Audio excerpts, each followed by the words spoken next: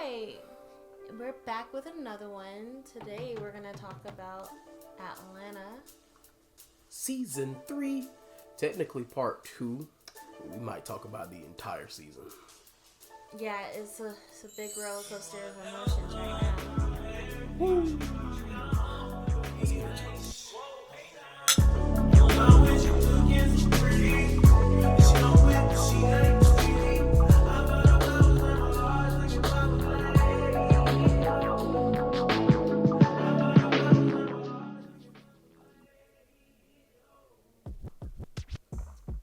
Oh my gosh.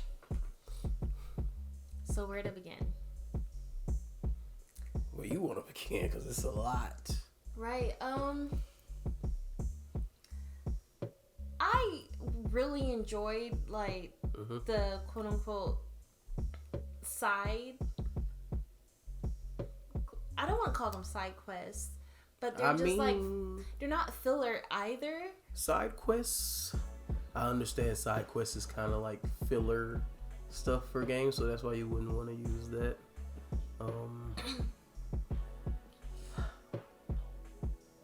Side plot. Sure. Since I guess it does all interloop. Yeah, I didn't. Okay, I don't know. I never looked it up to confirm. Okay. But that package he got in that post-credit scene, and he looked at the family photo. I was like, that's the dude that committed suicide in the Reparations episode. That was like, wait a minute. But for me, I was just like, I don't know. Maybe it's just a random suitcase. Nah, I was like, that's definitely him. So it was like, it tied everything back together, and I was like, oh, I didn't think like this other stuff was like real to the Atlantaverse, as I'm going to call it now. So that kind of blew my mind. Not gonna lie, it blew my mind. But I guess all of those episodes were just there to make you think, like a possible what if type of thing. I enjoy them. Oh yeah, I like Trini to the bone. Nah, Trini to the bone. Oh my goodness, Trini to the bone. That was crazy. That was crazy. And it like brings a light on like how absent parents Are like how that are wealthy and like are able to pay for other people to take care and basically raise their children, and how much that culture actually influences them. It was interesting because I never really thought about it. I didn't either. And I was talking to Marlon and Amiri about it one day. It was just like, this is a more common thing than we like know personally. But then I thought, I was like, my grandmother has kept other people's kids, and like she has a like photo of one of the kids graduating. I was just like, he graduated like a year or two after I did. You helped raise him? Like, what? I remember like going to their house and being like, who are these people?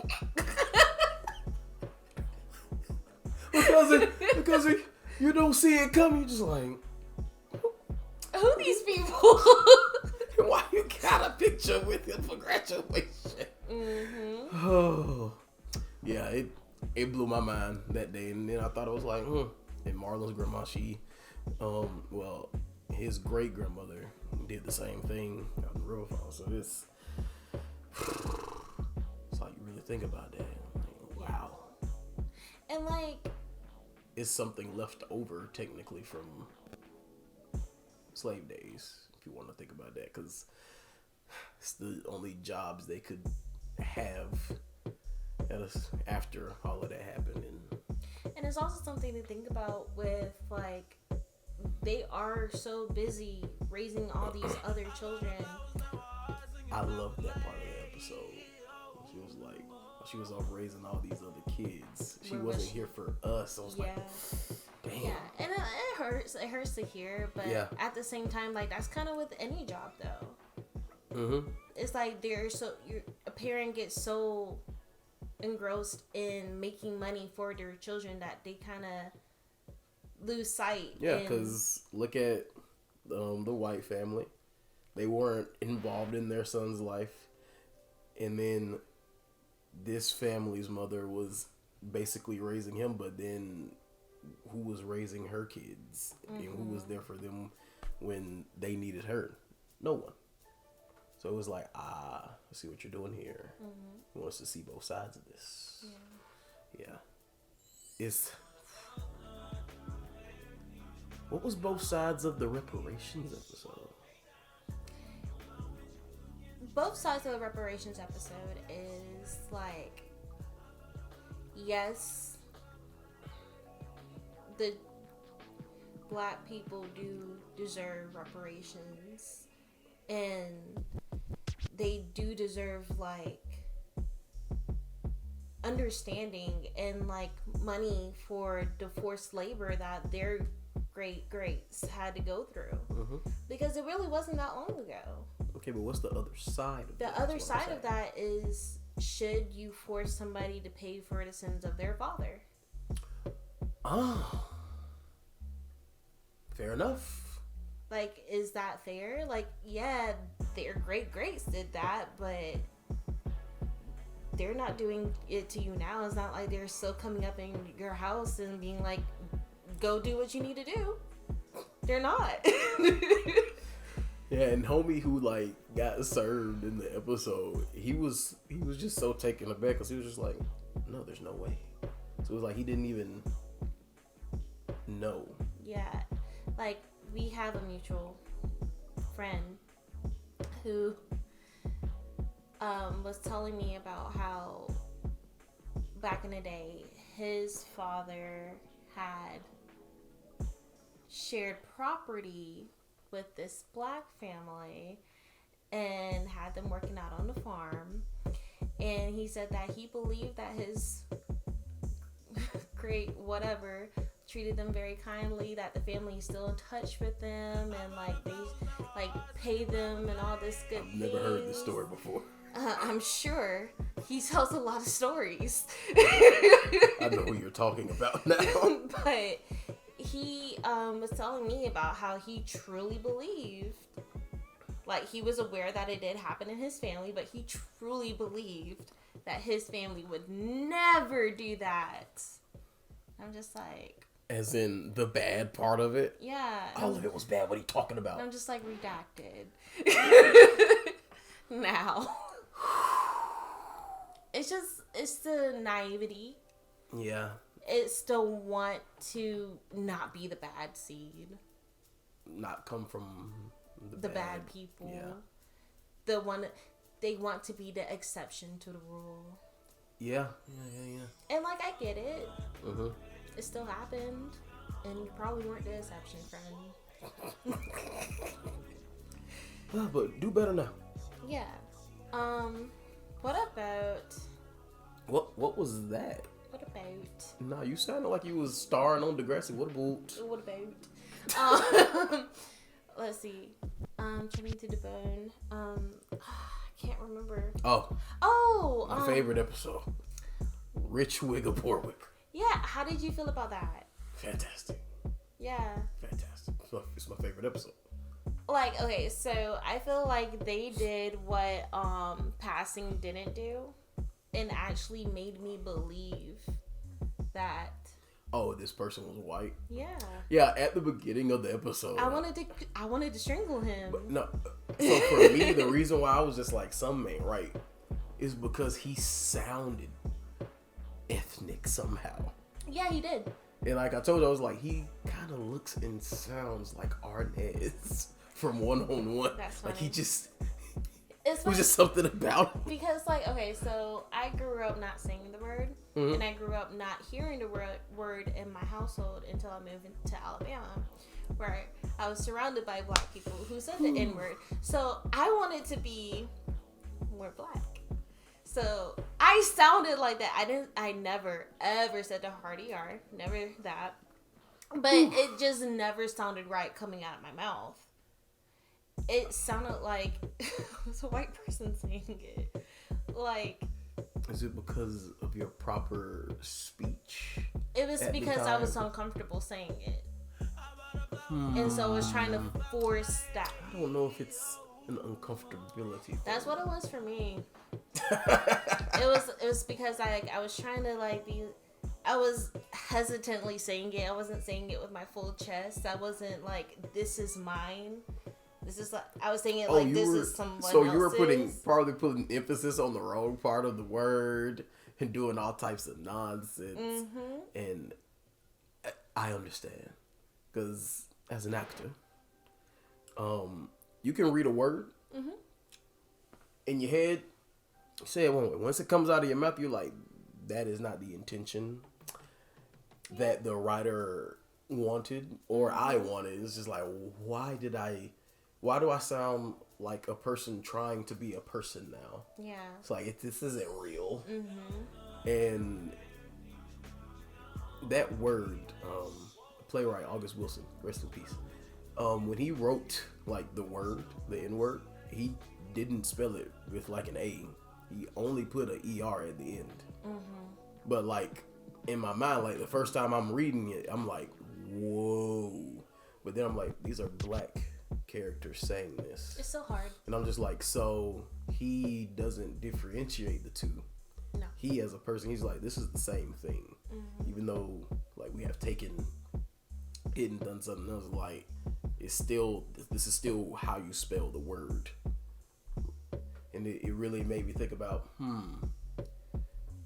maybe we shouldn't be. But it's like, who am I to like say that? You know what I mean? Like it's more of like a preference. Yeah. Of how you see the word. Yeah, but that made me think about it differently because like I don't like it whenever people I don't know who are black call me that. I don't like it. You tell them not to nigatize. I was like, don't do that.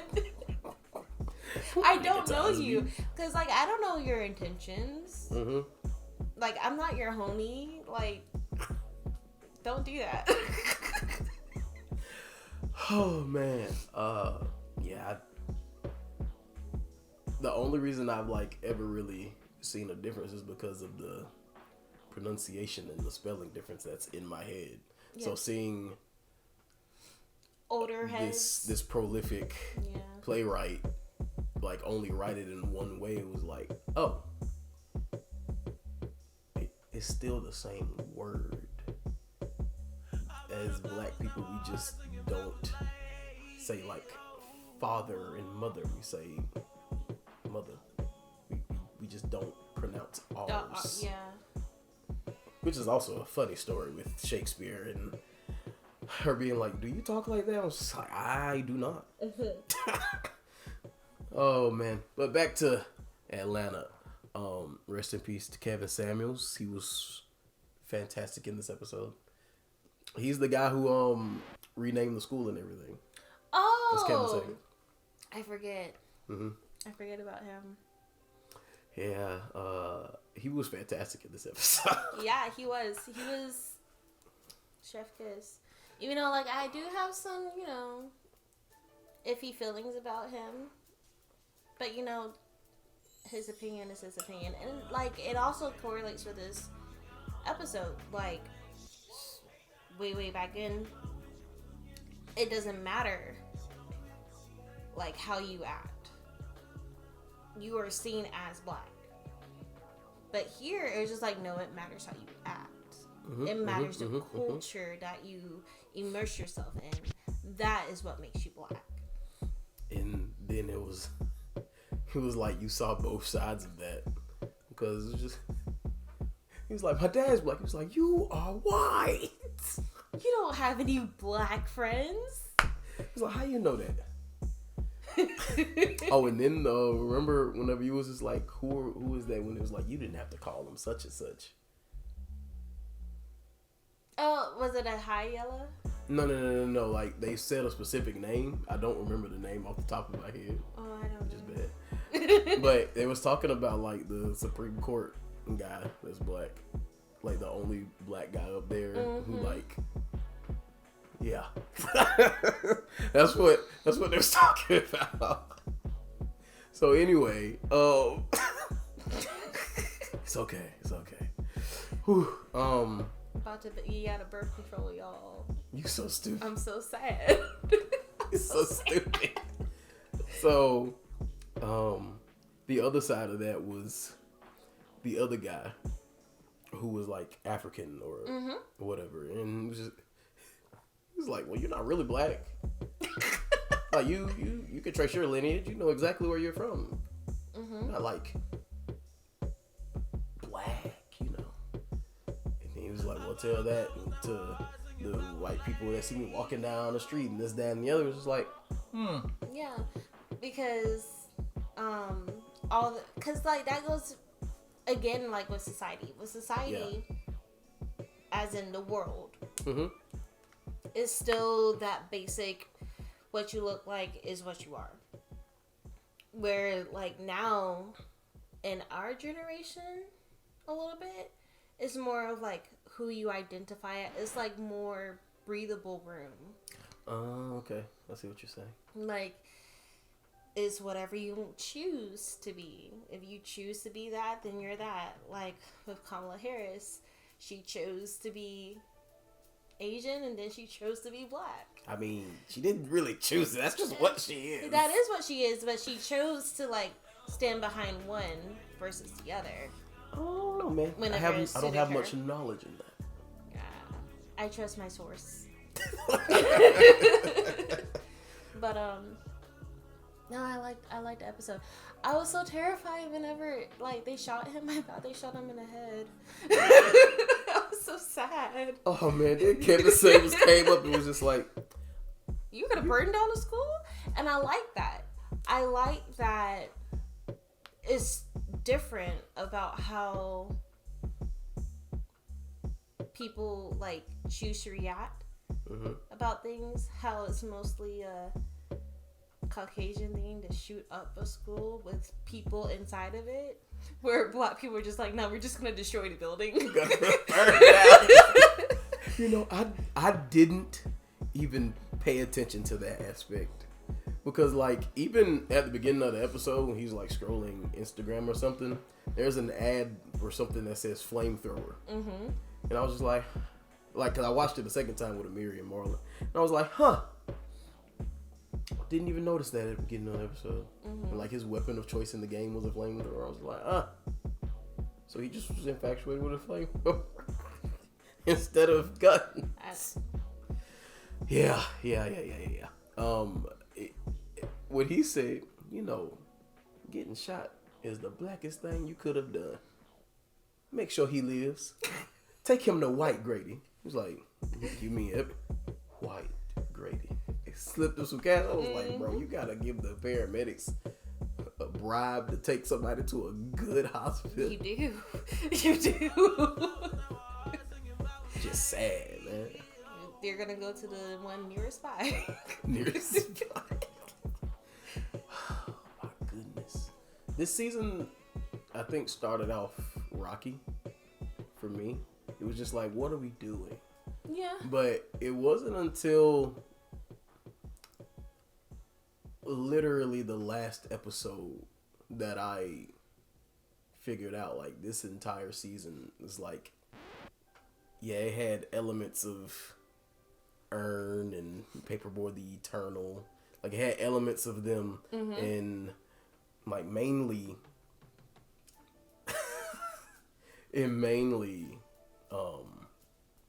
Paperboy was mainly having a little story arc in there.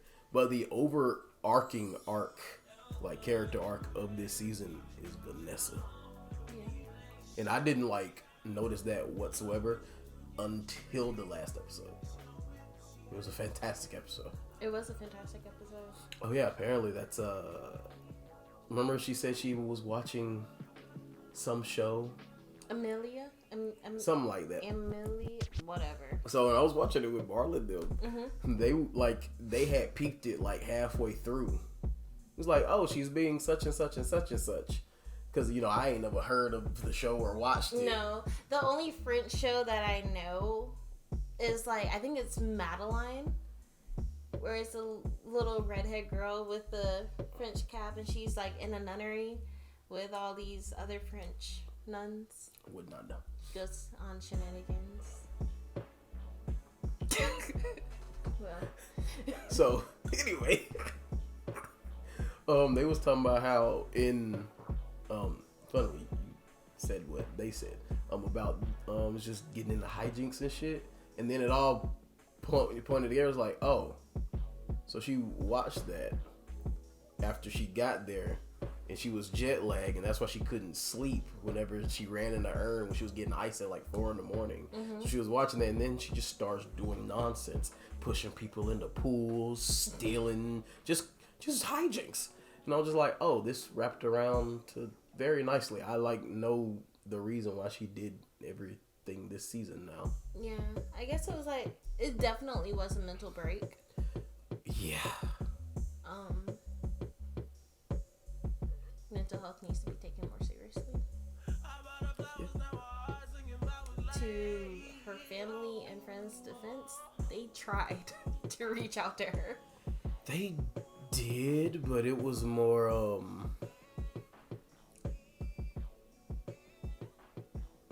I'm not gonna say they didn't try hard enough, but it was like, it seemed like, because it was really just Earn, and we didn't see what was going on with her and her mom.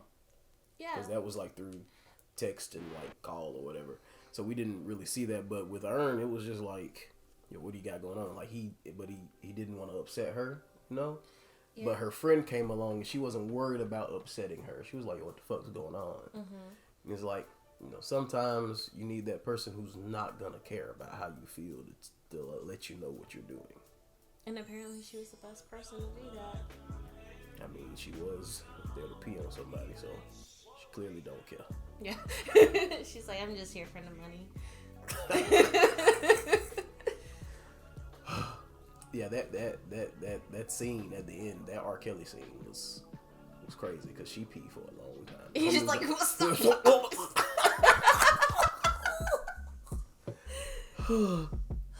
Apparently, the girl, the more slender girl that was with her, the darker one. Apparently, that's Lakeith Stanfield's ex-wife. Yeah, I had no idea he had been married, but Amiri told me. Yeah, I didn't know he was married. Not anymore. How do you feel about Paperboy, The Eternal, and Lakeith's friendship? I don't know. Because it's like their friendship has not always been this way from what we have seen. And I say that because like he was like Luckie did make a way to make his own money. Yeah, but it's like while he's in Europe on tour, like he doesn't have a way to do that. So it's like he's like, the universe will provide. She was like, man, I got it, man. I was like, I'll let fate handle this. Thank you, fate. Yeah, at first I was just like, is he using him? Like, I mean, but he's not. It's like you can't say that he's using him because Paperboy allowed him to go on tour with him. He's not paying Luckie for anything. So, like, how do you expect this man to make money? And then the other crazy thing was, he's very, like, absent-minded, I feel like, when it comes to how other people feel around him. Luckie? Yeah, his character. He's high all the time. I know, but it was just like, you know your friend just took the same thing you did. And you just walked away from him. Yeah. They found him in the street. Which was also crazy that he was the tourist that he saw. Yeah, that big old loop. Mm-hmm.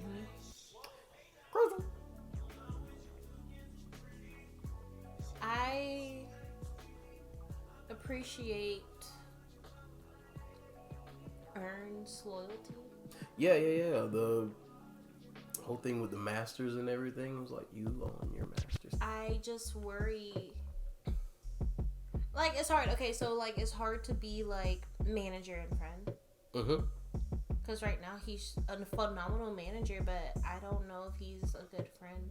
I feel like Paperboy needs a friend. And he does not have that. I totally understand what you're saying. Because, like, the person who can see, like, when something's bothering him is not Lakeith's character. It used to be Ern. I mean, Lakeith can for a certain, like, you okay, man? Your energy, it just feels weird. Like, he can do stuff like that, but which is fine. But Ern is like, he can like see, like, cause you know they family, and Ern is just like, you've been off lately. You know what I mean? But it was like, I forgot what episode it was. But he was just like, we haven't even like had time to just talk. If it ain't about business. It was whenever he lost his phone. Socks. That takes me back to one of y'all podcast episodes on Book Talk. Mm-hmm. Poet X, when the mom burns the poems and everything. I'm just like, that's basically what just happened to Paperboy. He might not ever get that what he put down back, because that's why he was trying to find someone, because he had been in a rut. Now he just gotta start from scratch. Yeah. Sad. I would be devastated if I lost something. I do say he, despite everything, he does manage his anger very well. Yeah. Hey, man. Give me my money, man. He cut that man a treat out. I bet you got my money now. He cut that man a treat out. Yeah. I'm surprised he did not hurt that man. He was like, he couldn't get to him. Okay. He couldn't get to him. If he was able to get to him, it would be a different story. Oh, goodness. Yeah. The last season comes out in September. I'm excited. I wonder if it's gonna be like just Ern, Paperboy, and the crew, or if it's gonna be more of the side stuff. I don't know. I think I'm trying to avoid, because there's a trailer out. Oh no! Because there was like a teaser trailer, but now there's an actual trailer out, and I already see that Cat Williams is in it again, because he was in season 2. Mm-hmm. So they're back in Atlanta. Okay. But I don't know if they're gonna have the side plots again, the little anthology stuff they got going on. I don't know. What if they get back and the reparations shit's going on? Like, I don't know. Like, if they implement that or not. But who knows? Who knows? I feel like this was a really good and fun creative outlet for Donald. Oh, you told him. Oh, the writers and everyone. Mm-hmm. I feel like they had a really fun time. Yeah. Because I feel like the best art starts a conversation. And I feel like a lot of his side stuff Starts a lot of conversation. Yeah. Even the stuff in the show itself starts a conversation. It's really good. Yeah. The show's really good, which is why we love it. We do. 10 out of 10. 10 out of 10? For me. This season or the show? The show. And this season. Oh, what I wish we had freshly watched the first 2 seasons. I was about to say, don't tell me. Don't ask me. Don't ask me. I ain't got it for you, cuz. Yeah, I didn't know I would like this season as much as I ended up liking it. Mm-hmm. But them, like, from Trini to the bone to the finish was just... It was strong. Yeah. And I think it went from like a 8 to a 10 in the last few episodes. Yeah, but yeah, can't wait to see what they do for the final season. Can't wait to see what these actors and writers do next. That's all I got to say. It was lovely. Thank you for joining us for another wind down. You know what to do. Like, share, subscribe. Like the Facebook page. Comment. We'll get back. Eventually. We respond. Eventually. No, I respond. He does respond. She does not. I forget. I'm going to respond. Yeah, share it. Like, comment, share, subscribe. Please. You know, all the above. Any little thing you do helps. That's it for us. Right. See you next week. See ya. Girl, you ain't got no more damn wine. Don't judge me. You drunk? I ain't drunk. You wanna